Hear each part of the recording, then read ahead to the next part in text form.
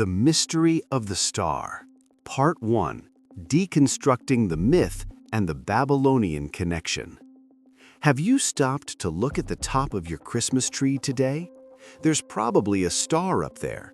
Since we were kids, we've been taught it was a magical light, or perhaps a comet that guided 3 kings across the desert.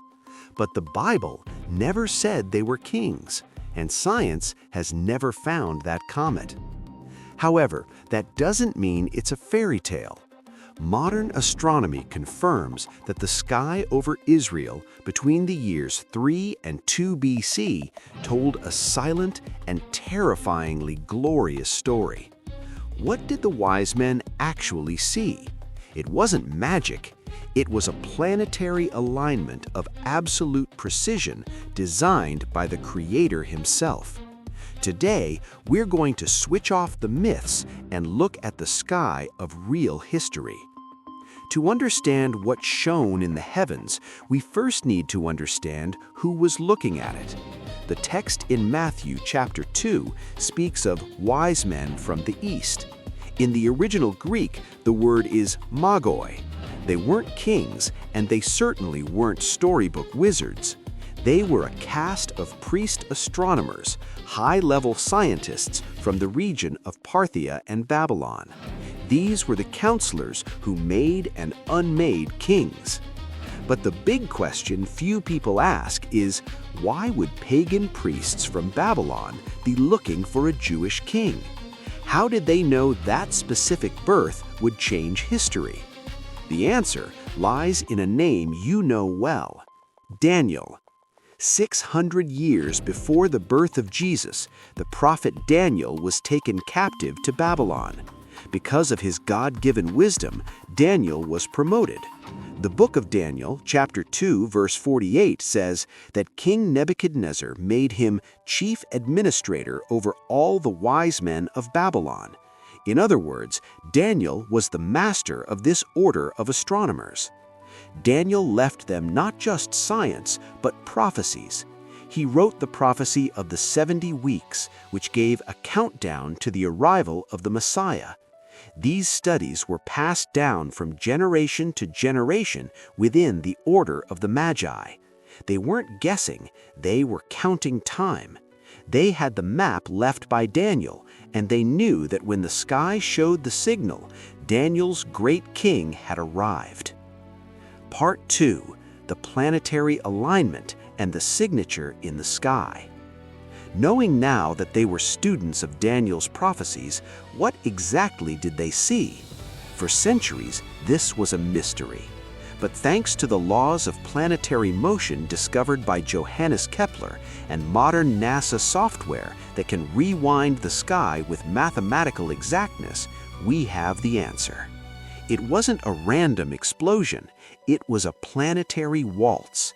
It all begins in September of the year 3 BC, coincidentally or providentially during the Jewish New Year, the feast of Rosh Hashanah.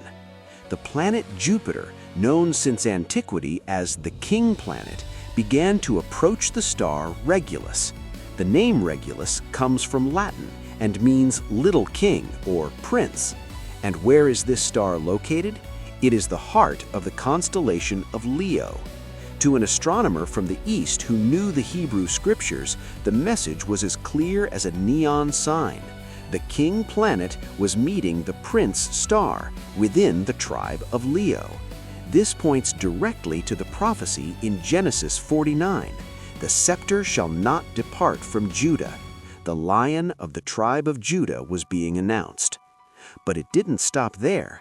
The movement of the planets caused Jupiter to pass Regulus not just once, but 3 times in a back-and-forth motion known as Retrograde Motion.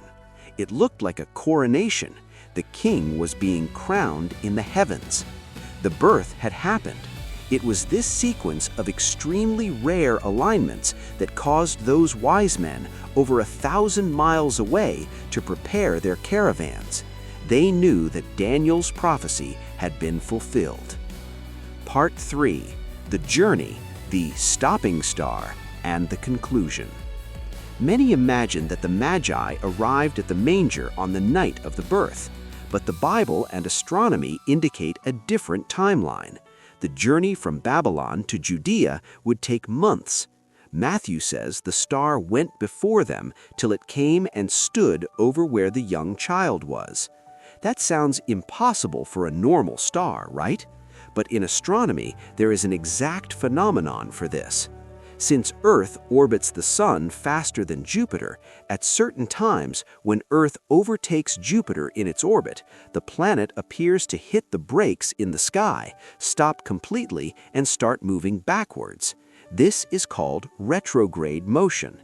Astronomy software shows that at the end of the year 2 BC, Jupiter entered exactly this stationary state. If you were in Jerusalem at that time, looking south, directly towards the little village of Bethlehem, you would see the king planet stopped in the sky. The most impressive detail? This stationary alignment occurred precisely at the end of December.